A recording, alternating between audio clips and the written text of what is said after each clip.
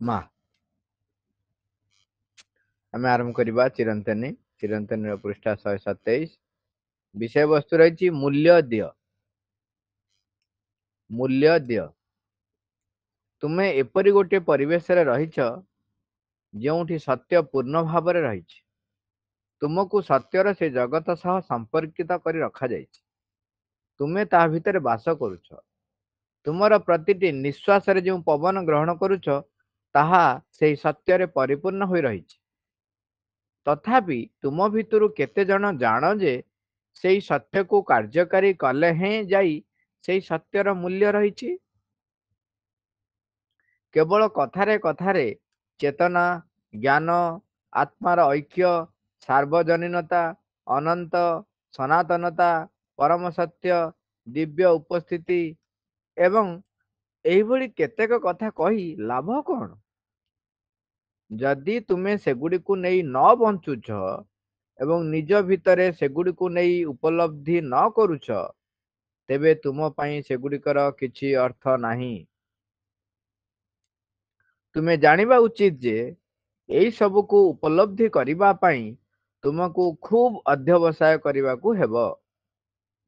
ଖୁବ୍ ଧୈର୍ଯ୍ୟର ସହିତ ସହିଷ୍ଣୁ ହେବାକୁ ପଡ଼ିବ ଏବଂ ତୁମ ଭିତରେ ଥିବା ସାମାନ୍ୟତମ ଦୁର୍ବଳତାକୁ, ସାମାନ୍ୟତମ କ୍ଷୁଦ୍ରାଶୟ ଓ ସଂକୀର୍ଣ୍ଣତାକୁ ଜୟ କରିବା ଲାଗି ତୁମକୁ ପ୍ରତି ମୁହୂର୍ତ୍ତରେ ନିରବଚ୍ଛିନ୍ନ ଭାବେ ସାଧନାରତ ରହିବାକୁ ପଡ଼ିବ।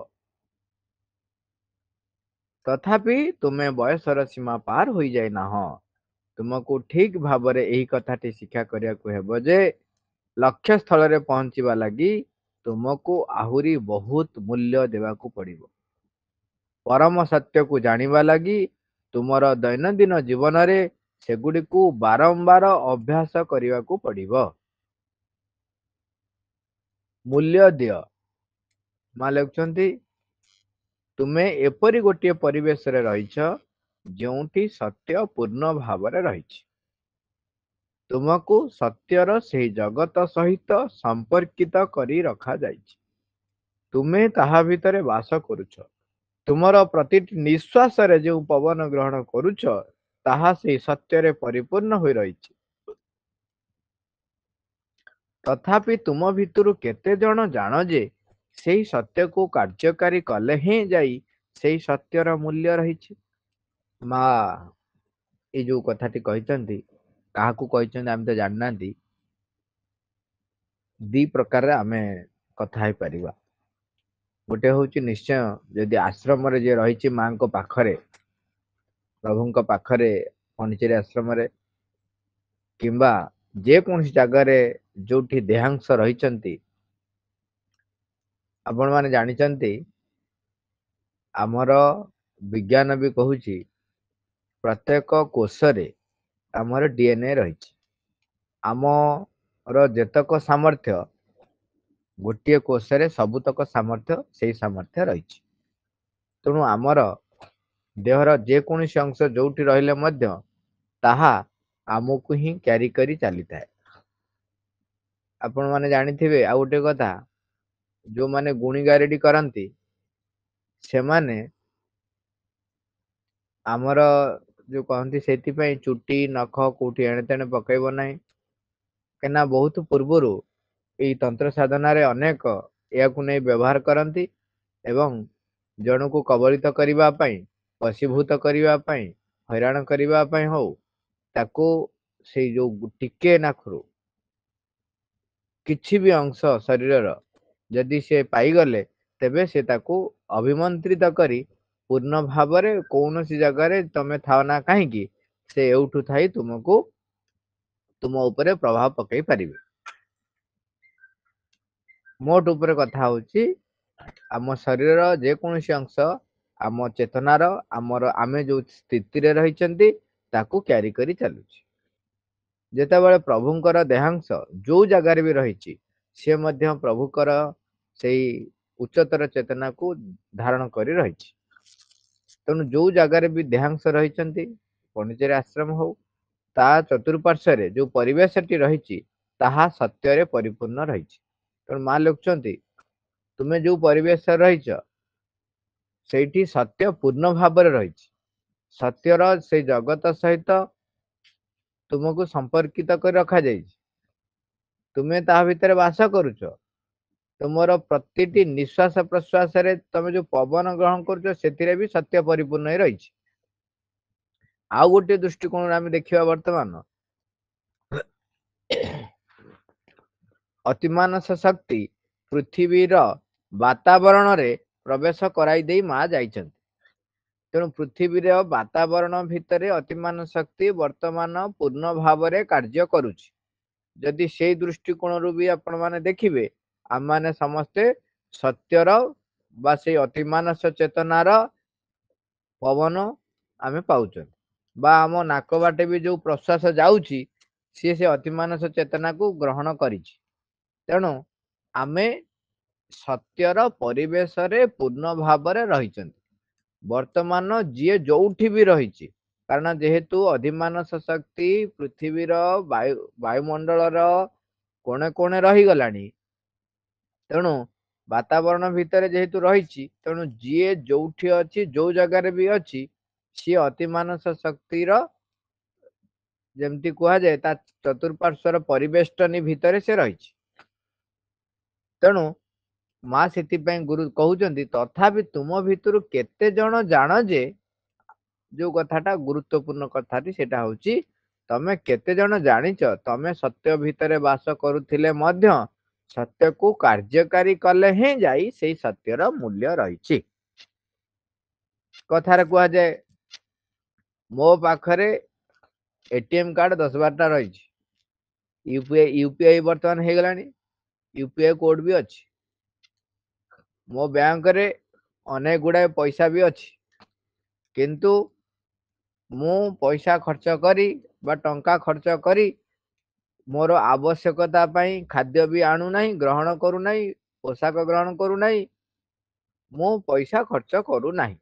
ତାହେଲେ ସେ ଟଙ୍କା ରହିକି ଲାଭ କଣ? ମୋର ଅନେକ ଗୁଡାଏ ଜମିବାଡି ରହିଛି, ଏକର ଏକର କରି ଦିଗନ୍ତ ବିସ୍ତାରୀ ମୋର ଜମିବାଡି ରହିଛି, କିନ୍ତୁ ମୁଁ ଘରେ ବସି ତାକୁ ଦେଖିଲେ କଣ ଖାଲି ହେଇଯିବ? ମତେ ଜମିକୁ କେମିତି ଉପାର୍ଜନ କ୍ଷମ କରିବି ସେ ବିଷୟରେ ମତେ କାର୍ଯ୍ୟ କରିବାକୁ ପଡିବ। ଯଦି କାର୍ଯ୍ୟକାରୀ କରୁନାହିଁ, ତେବେ ସେ ଜମି ଥାଇକି କିଛି ମୂଲ୍ୟ ନାହିଁ, ପଇସା ବା ଟଙ୍କା ଥାଇକି କିଛି ମୂଲ୍ୟ ନାହିଁ। ସତ୍ୟ ଭିତରେ ଆମେ ସମସ୍ତେ ବୁଡିକି ରହିଥିଲେ ମଧ୍ୟ ତାର କିଛି ମୂଲ୍ୟ ନାହିଁ। ଚତୁଃପାର୍ଶ୍ୱରେ ଖାଦ୍ୟ ଥୁଆ ହେଇଛି, ଭୋକ ଜୋରରେ ହଉଛି, କିନ୍ତୁ ମୁଁ କହିବି ଖାଇବି ନାହିଁ, ତାହେଲେ ଯେତେ ସୁମିଷ୍ଟାନ ସୁସ୍ୱାଦୁ ଯୁକ୍ତ ଯେତେ ରୁଚିପୂର୍ଣ୍ଣ ହେଲେ ମଧ୍ୟ ସେ ଖାଦ୍ୟ ଯଦି ମୁଁ ଭୋକରେ ସେଇଠି ବସିଛି ଖାଉନାହିଁ, ତେବେ ତାର କଣ ମୂଲ୍ୟ ରହିଛି? ତେଣୁ ସେଥିପାଇଁ ମନେ ରଖିବା ଉଚିତ, ତାକୁ କାର୍ଯ୍ୟକାରୀ କରିବାକୁ ପଡିବ। ସତ୍ୟକୁ କାର୍ଯ୍ୟକାରୀ କରିଲେ ହିଁ ତାର ମୂଲ୍ୟ ରହିଛି। କାର୍ଯ୍ୟକାରୀ କରିବେ ମାନେ ତା ଭିତରେ ବଞ୍ଚିବେ। ତାପରେ ଲେଖା ହଉଛି, ଆମେ ପଢିବା, ଆଲୋଚନାରେ ସେଟା ଆସିବ। କେତେ ଗୁଡେ କଥା ଯୋଉଟା ସତର୍କ କରାଇ ଦଉଛନ୍ତି, ଆଗ ସେଗୁଡାକ ଆମେ ସତର୍କ ହେଇଯିବା। ପ୍ରଥମେ କହିଲେ ସତ୍ୟର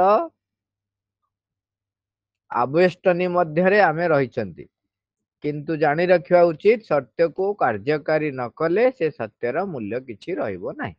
ମୋ ପାଇଁ କିଛି ମୂଲ୍ୟ ରହିବନି।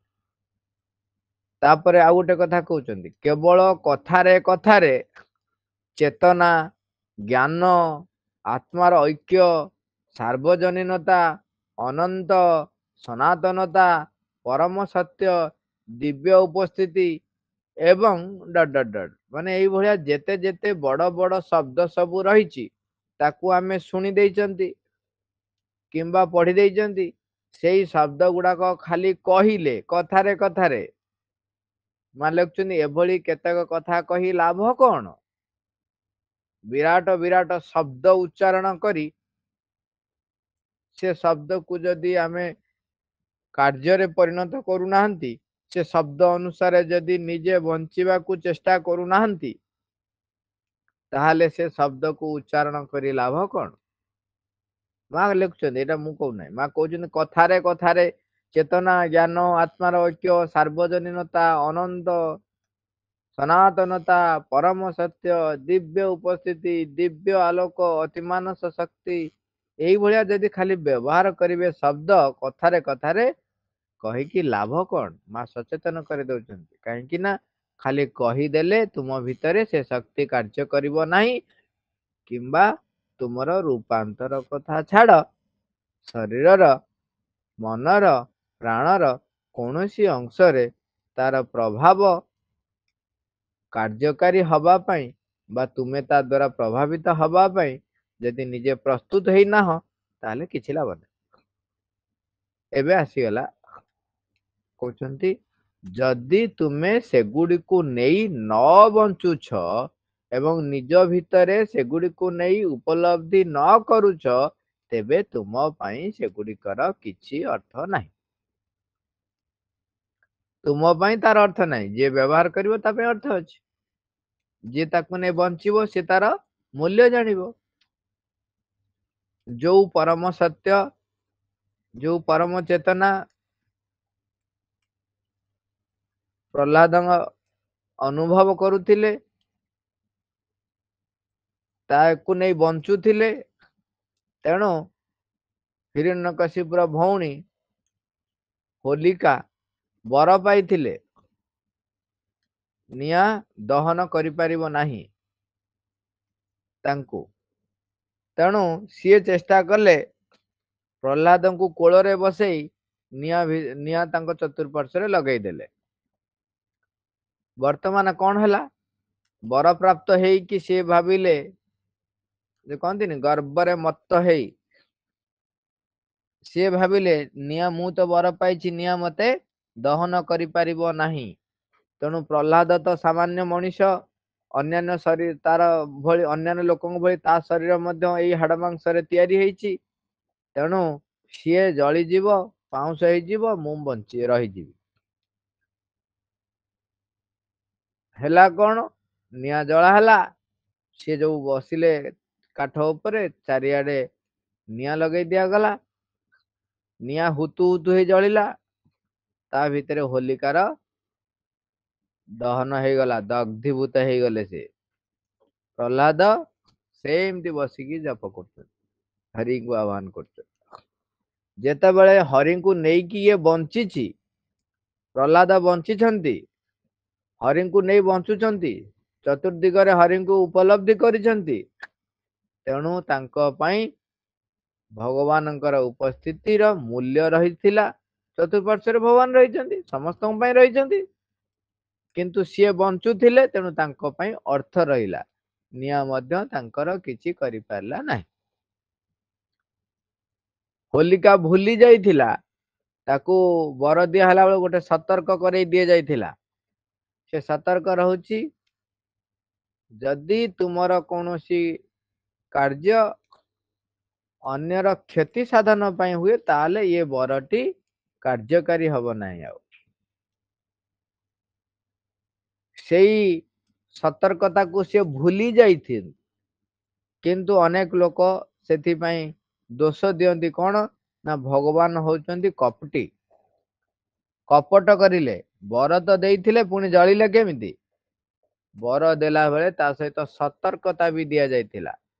ତେଣୁ ଯେତେବେଳେ ଜଣେ ତପସ୍ୟା କରି, ତପ ଆଚରଣ କରି ଭଗବାନଙ୍କ ପାଖରୁ ବା କୌଣସି ଦେବାଦେବୀଙ୍କ ପାଖରୁ କିଛି ବର, ଆଶୀର୍ବାଦ ମାଗି ଆଣନ୍ତି, ତା ପରିଣାମ ଜାଣିଥିବା ଉଚିତ। ତା ସହିତ କିଛି ସର୍ତ୍ତ ମଧ୍ୟ ଲାଗୁ ରହେ। ସେ ସର୍ତ୍ତକୁ ତମେ ସଚେତନତା ଯଦି ନହେଲ, ତେବେ ବୁଝିପାରିବନି କଣ କେତେବେଳେ ଘଟିବ। ସେତେବେଳେ ତୁମେ ଦୋଷ ଦେବ କଣ? ଛଳନା କଲେ, କପଟ କଲେ, ଇତ୍ୟାଦି ଇତ୍ୟାଦି। ତେଣୁ ଯଦି ପ୍ରହ୍ଲାଦଙ୍କ କଥା ଦେଖିବା, ଯେହେତୁ ସେ ଅନୁଭବ କରୁଥିଲେ, ଦେଖୁଥିଲେ ଚତୁର୍ପାର୍ଶ୍ୱରେ, କେବଳ ଆମେ ଯେମିତି କଥାରେ ଶୁଣିଛନ୍ତି, ବୁଝୁଛନ୍ତି ଯେ ଭଗବାନ ସବୁଆଡେ ଅଛନ୍ତି, ସେମିତି ନୁହଁ। ସେ ଦେଖୁଥିଲେ ସମସ୍ତଙ୍କ ଭିତରେ, ତା ମାନେ ସେୟାକୁ ନେଇ ସେ ବଞ୍ଚୁଥିଲେ। ଯାହାଙ୍କ ସହିତ ତାଙ୍କର ବ୍ୟବହାର ଥିଲା, ସେତେବେଳେ ସେ ଏଇଭଳି ଭାବରେ ବ୍ୟବହାର କରୁଥିଲେ ଯେମିତି ସେ ଭଗବାନଙ୍କ ସହିତ ବ୍ୟବହାର କରନ୍ତି। ଗୁରୁ ହୁଅନ୍ତୁ, ସଖା ହୁଅନ୍ତୁ, ଗୁରୁଜନ ହୁଅନ୍ତୁ ସମସ୍ତଙ୍କ ଭିତରେ ସେ ହରିଙ୍କର ପରିପ୍ରକାଶକୁ ଉପଲବ୍ଧି କରୁଥିଲେ। ତେଣୁ ତ ସେ ବେଧଡ଼କ କହିଲେ ହଁ ଏ ଖୁମ୍ବ ଭିତରେ ଅଛନ୍ତି। ତେଣୁ ସିଏ ସେଥିପାଇଁ କେତେ ପ୍ରୟାସ କରିଛନ୍ତି। ହଁ ହୁଏତ ପୂର୍ବ ଜନ୍ମରେ କରିଛନ୍ତି ନିଶ୍ଚୟ, କିନ୍ତୁ ଜନ୍ମରୁ ଆରମ୍ଭ କରି ଯେତେ ତାଙ୍କ ଉପରେ ଚାପ ପକା ହେଇଛି ମଧ୍ୟ ସିଏ କିନ୍ତୁ ହରିଙ୍କୁ ଛାଡି ନାହାନ୍ତି।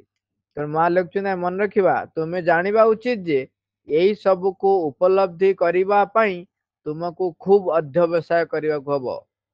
ଅଧ୍ୟବସାୟ ମାନେ ପରିଶ୍ରମ କରିବାକୁ ପଡିବ, ଲାଗି ରହିବାକୁ ପଡିବ। ଅଧ୍ୟବସାୟ ଶବ୍ଦଟିର ଅର୍ଥ ହଉଛି ସଂକଳ୍ପ ଯୁକ୍ତ ହେଇ ଧୈର୍ଯ୍ୟର ସହ ଲାଗି ରହିବା ଗୋଟିଏ କାର୍ଯ୍ୟରେ ଅଧ୍ୟବସାୟ। ପାଠ ପଢିବା ଆଉ ପାଠ ଅଧ୍ୟବସାୟ କରିବା ଫରକ ହଉଛି ଏଇଠି। ପଢିବା ଯଦି ରିଡିଂ କଲେ ପରୀକ୍ଷାରେ ଲେଖିଦେଲେ ହେଲା ପଢିବା। ଅଧ୍ୟବସାୟ ହଉଛି ଧୈର୍ଯ୍ୟର ସହ ତାକୁ ତାର ଯୋଉ ଉତ୍ସ ସହିତ, ଯେମିତି କୁହନ୍ତିନି ସେ ଯୋଉଭଳି ଯୋଉଠୁ ଆସିଛି ତା ସହିତ ବଞ୍ଚିବା। ଖୁବ ଧୈର୍ଯ୍ୟର ସହିତ ସହିଷ୍ଣୁ ହେବାକୁ ପଡିବ ଏବଂ ତୁମ ଭିତରେ ଥିବା ସାମାନ୍ୟତମ ଦୁର୍ବଳତାକୁ, ସାମାନ୍ୟତମ କ୍ଷୁଦ୍ରାଶୟ ଓ ସଂକୀର୍ଣ୍ଣତାକୁ ଜୟ କରିବା ଲାଗି ତୁମକୁ ପ୍ରତି ମୁହୂର୍ତ୍ତରେ ନିରବଚ୍ଛିନ୍ନ ଭାବେ ସାଧନାରତ ରହିବାକୁ ପଡିବ। ତାମାନେ ଏଡିକି ଟିକିଏ ବି ତମ ଭିତରେ ଯେମିତି ଛାଡି ନଯାଏ। ଯୋଉ ପ୍ରକାରର କଥା ହେଇଥାଉ ନା କାହିଁକି, ନୋ ଏକ୍ସକ୍ୟୁଜ।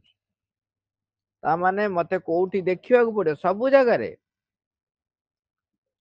ସବୁ ସମୟରେ, ପ୍ରତି ମୁହୂର୍ତ୍ତରେ, ପ୍ରତ୍ୟେକ ଟିକନିକ କାମରେ, ଭାବନାରେ, ଚିନ୍ତାରେ, କଥା କହିଲା ବେଳେ, ଶବ୍ଦ ଉଚ୍ଚାରିତ ହେଲା ବେଳେ, ସବୁଥିରେ, ଏପରିକି ନିଦ୍ରାରେ ଗଲାବେଳେ ଯେପରି ଆମ ଭିତରେ ସଂକୀର୍ଣ୍ଣତାକୁ ପ୍ରଶୟ ଆମେ ନ ଦଉ, ସେଥିପ୍ରତି ଆମକୁ ସଚେତନ ହବାକୁ ପଡିବ। କ୍ଷୁଦ୍ରାଶୟ ତାମାନେ ଛୋଟ ଛୋଟ ମନ ପ୍ରାଣ ଶରୀରର ଯୋଉ ଛୋଟ ଛୋଟ ଗତିବୃତ୍ତି, ନିମ୍ନ ଗତିବୃତ୍ତି ମଧ୍ୟ ମତେ ଦେଖିବାକୁ ପଡିବ। ସେଥିପାଇଁ ଗୋଟେ ଶବ୍ଦ ହଉଛି, ଆମେ କୁହନ୍ତି ଧରାଯାଉ ମିଛ କହିବା, ଆଉ ଗୋଟେ ହଉଛି ମିଥ୍ୟା ଆଚରଣ, ମିଥ୍ୟାଚାର। ଆମେ ମିଛ କହିବାଟା ଗୋଟେ ଲାର୍ଜର ସେନ୍ସରେ, ବାହ୍ୟ କଣ ନା ମିଛ କୁହ ନାହିଁ, ଠିକ, ସେଟା ଠିକ, ଏଟା ସହଜ। ମିଥ୍ୟାଚାର ତାମାନେ ଆହୁରି ଡିଟେଲ୍ସ କଣ, ଭୁଲରେ ମିଛ ଭାବିବ ନାହିଁ। ଜାଣିଥାଇକି ଯୋଉଠି ଆବଶ୍ୟକ ପ୍ରକାଶ କରିବାକୁ ପ୍ରକାଶ ନ କରିକି ନୀରବ ରହିଲ, ମିଥ୍ୟା ଆଚରଣ। ଛଳନା କଲ, ମିଥ୍ୟା ଆଚରଣ। ତାମାନେ ତୁମ ଭିତରେ ଯାହା, ତାହା ଯଦି ବାହାରକୁ ପରିପ୍ରକାଶ ନ କରି ଲୁଚେଇକି ରଖିଲ,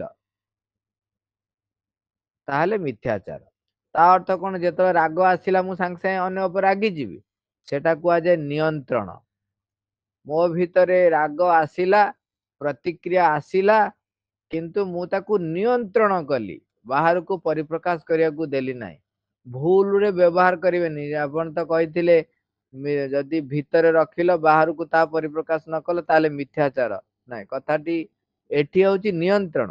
ନିଜ ଉପରେ ମୁଁ ନିୟନ୍ତ୍ରଣ କରି ବିରୋଧୀ ଶକ୍ତିକୁ ବା ନିମ୍ନ ଗତିବୃତ୍ତିକୁ କାର୍ଯ୍ୟ କରିବାକୁ ପ୍ରଶୟ ନ ଦେଇ, ତାକୁ ନେଇ ଚୈତ୍ୟ ଆଲୋକ ଆଗରେ ଥୋଇ, ମାଙ୍କ ଆଗରେ ଥୋଇ, ମାଙ୍କ ଶକ୍ତି ବଳରେ, ଚୈତ୍ୟ ଶକ୍ତି ବଳରେ ତାକୁ ରୂପାନ୍ତରିତ କରିବା ପାଇଁ ଚେଷ୍ଟା କରୁଛି। ତେଣୁ ସେଇଟାକୁ କୁହାଯିବ ନାହିଁ ଯେ ପରିପ୍ରକାଶ ନହେଲା ବୋଲି ସେଇଟା ମିଥ୍ୟାଚାର। ତେଣୁ ମା ଲେଖୁଛନ୍ତି, ଆଉ ଥରେ ଦେଖିବା, ମା କହୁଛନ୍ତି ଖୁବ ଧୈର୍ଯ୍ୟର ସହିତ ସହିଷ୍ଣୁ ହେବାକୁ ପଡିବ। ତୁମ ଭିତରେ ଥିବା ସାମାନ୍ୟତମ ଦୁର୍ବଳତାକୁ, ସାମାନ୍ୟତମ କ୍ଷୁଦ୍ରାଶୟ ଓ ସଂକୀର୍ଣ୍ଣତାକୁ ଜୟ କରିବା ଲାଗି ତୁମକୁ ପ୍ରତି ମୁହୂର୍ତ୍ତରେ, ମାନେ କେତେ କେତେ କଥା କହିକି ଚାଲିଛ, ପ୍ରତି ମୁହୂର୍ତ୍ତରେ ନିରବଚ୍ଛିନ୍ନ ଭାବେ ସାଧନାରତ ରହିବାକୁ ପଡିବ। ସାଧନାରତ ମାନେ ପ୍ରଚେଷ୍ଟା କରିବାକୁ ପଡିବ ସବୁବେଳେ, ପ୍ରତି ମୁହୂର୍ତ୍ତରେ, ଟିକକ ବି ସମୟରେ ଛାଡିବେ ନାହିଁ। ଏଇଠି ପ୍ରଶ୍ନ ଆସେ, ମାଙ୍କୁ ମୁଁ ଏତେ ଡେରିରେ ଜାଣିଲି, ବୟସ ହେଇଗଲାଣି, ଏଇ ବୟସରେ ଆଉ କଣ କିଛି କରିହବ? ଯୁବା ବୟସ ଥିଲା ସେତେବେଳେ ଜୋଶ ଥିଲା କରି ହେଇଥାନ୍ତା ସେତେବେଳେ ଜାଣିଲିନି ବହୁତ ଡେରି ଜାଣିଲିନି ବୟସ ଆସି 60 ଟପିଲାଣି 80 ହେଲାଣି ଜୀବନର ଶେଷ ମୁହୂର୍ତ୍ତରେ ଆଉ କେତେଟା ବର୍ଷ ବଞ୍ଚିବି ଏଇ ପ୍ରକାରର ପ୍ରଶ୍ନ ଉଠେ ଏ ବୟସରେ ଆଉ କଣ କରିହବ କିଛି ଏଇଟା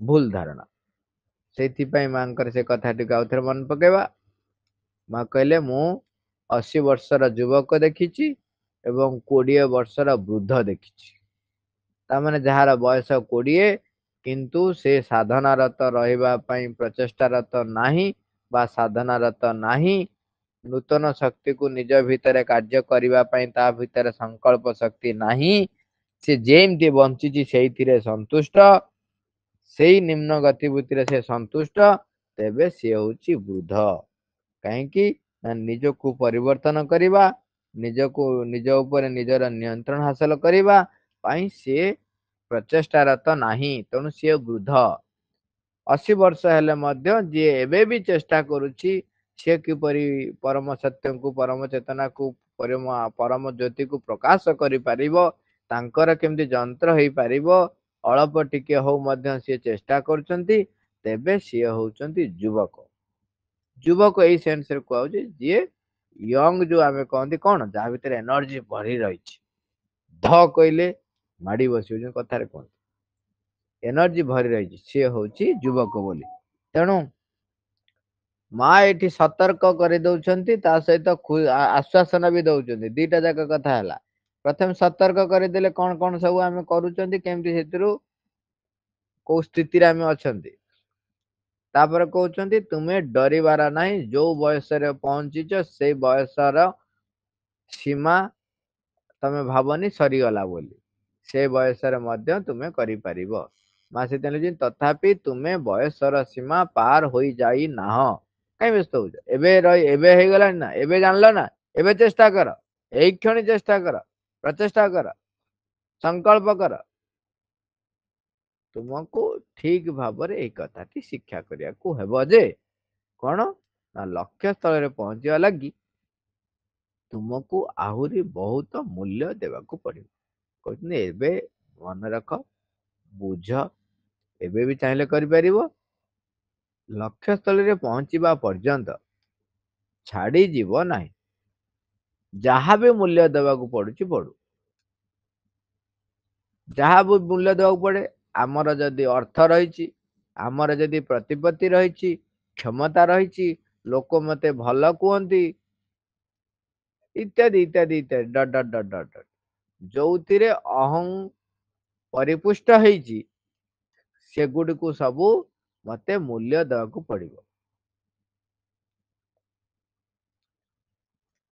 ଶେଷ ସବୁ ଲାଇନ ପରମ ସତ୍ୟକୁ ଜାଣିବା ଲାଗି ତୁମର ଦୈନନ୍ଦିନ ଜୀବନରେ ସେଗୁଡିକୁ ବାରମ୍ବାର ଅଭ୍ୟାସ କରିବାକୁ ପଡିବ ଅଭ୍ୟାସ ନ କଲେ ହବ ନାହିଁ କାହିଁକି ଆପଣ ଜାଣିଛନ୍ତି ଆମର ମଣିଷ ଆମେ ଯୋଉ ମନ ଯୋଉ ପ୍ରାଣ ଯୋଉ ଶରୀର ନେଇକି ଜନ୍ମ ଗ୍ରହଣ କରିଛନ୍ତି ସେ ଅଭ୍ୟାସର ଦାସ ତାକୁ ଭଲ ଅଭ୍ୟାସରେ ପକେଇଲେ ସେଇଥିରେ ସେ ମାଡିଯିବ ଖରାପ ଅଭ୍ୟାସରେ ପଡିଲେ ସେଇଥିରେ ସେ ମାଡିଯିବ ଯୋଉ ଅଭ୍ୟାସ ତାକୁ ଦେବେ ସେଇ ଅଭ୍ୟାସରେ ସେ ମାଡିଯିବ ତେଣୁ ଆମକୁ ଅଭ୍ୟାସ କରିବାକୁ ପଡିବ କିନ୍ତୁ କଣ ଦୈନନ୍ଦିନ ଜୀବନରେ ପରମ ସତ୍ୟକୁ ଜାଣିବା ପାଇଁ ମୋ ଭିତରେ ପ୍ରଚେଷ୍ଟା ରହିବ ଚୈତ୍ୟ ସତ୍ତାକୁ ମୁଁ ଆବିଷ୍କାର କରିବା ପାଇଁ ଚୈତ୍ୟ ସତ୍ତା ଦ୍ଵାରା ପରିଚାଳିତ ହବା ପାଇଁ ମୋ ଭିତରେ ସଂକଳ୍ପ ଅଭିପ୍ସା ଦୃଢ ହବ ନିଷ୍ଠାଯୁକ୍ତ ହବ ନିରନ୍ତର ହବ ଅପ୍ରତିହତ ହବ ଆଉ ସେଥିପାଇଁ ଦୈନନ୍ଦିନ ଜୀବନରେ ଆମକୁ କାର୍ଯ୍ୟରେ ଲଗେଇବାକୁ ପଡିବ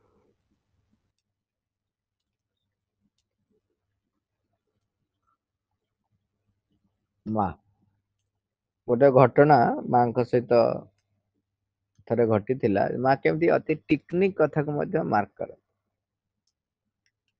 ଗୋଟେ ଘର ନୂଆ ତିଆରି ହେଇଛି ମା ଯାଇଛନ୍ତି ସେ ଘରକୁ ସବୁ କାମ ହେଇଛି ନୂଆ କାମ ସବୁ ଘର ରଙ୍ଗ ତିଆରି ହେଲା ରଙ୍ଗ ଦିଆ ହେଇଛି ଇଲେକ୍ଟ୍ରିକ କାମ ହେଇ ସବୁ ହେଇଛି ମା ସେ ଘରକୁ ଯାଇଛନ୍ତି ସିଏ ଘର ଭିତରେ ଯେତେବେଳେ ଯାଇ ସେ ଗୋଟେ ସୁଇଚ, ଯୋଉ ସୁଇଚ ଅଚଳ ଥିଲା ତାକୁ ହିଁ ଯାଇକିରି ଦେଖିଲେ। ମା କହୁଛନ୍ତି ସିଧାସଳଖ ସେଇ ସୁଇଚ ପାଖକୁ ଯାଇ ପହଞ୍ଚିଲେ ଏବଂ ତାକୁ କହିଲେ ଏ ଅଚଳ ସୁଇଚଟିକୁ ବଦଳାଇ ଦିଅ। ଦେଖ ଏତେ କଥା ଅଛି ତା ଭିତରେ ଗୋଟାଏ ଅଚଳ ସୁଇଚ ଅଛି।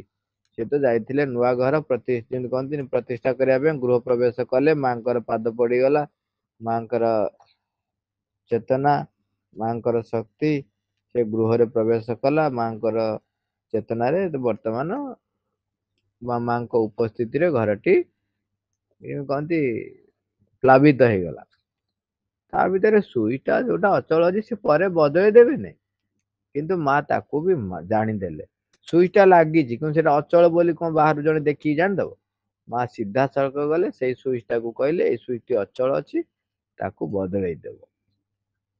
ତେଣୁ ଟିକନିକ କାମ, କେତେ ଟିକନିକ କାମ ଯେମିତି ମା ଦେଖନ୍ତି ସେଇଭଳି ଭାବରେ ଆମେ ଜାଣି ରଖିବା ଉଚିତ। ଆମ ଜୀବନର ପ୍ରତ୍ୟେକ କଥା ସେତିକି ଟିକନିକ ଆମକୁ ଦେଖିବାକୁ ପଡିବ, ତାପରେ ଆମକୁ ନିୟନ୍ତ୍ରଣ ହାସଲ କରିବାକୁ ପଡିବ। ତେଣୁ ସେତେବେଳେ ଯେତେବେଳେ କରିବେ କଷ୍ଟ ହବ, କେତେ କେତେ ନିନ୍ଦା ଅପବାଦ ହୁଏତ ସହିବାକୁ ପଡିପାରେ, କେତେ କେତେ ଭଲ ଗୁଣ ଆମକୁ ଲାଗୁଥିବ, ଆମକୁ କେତେ ଭଲ ପ୍ରଶଂସା ମିଳୁଥିଲା, କେତେ କଥା ମିଳୁଥିଲା, ସେଗୁଡାକ ଆମକୁ ଦରକାର ପଡିଲେ ଛାଡିବାକୁ ପଡିବ। ତେଣୁ ଏ ସବୁ ହଉଛି ମୂଲ୍ୟ ଦେବାକୁ ପଡିବ। ଆମେ ଏଠି ସାରିବା, ମାଙ୍କୁ ଆହ୍ୱାନ କରିବା।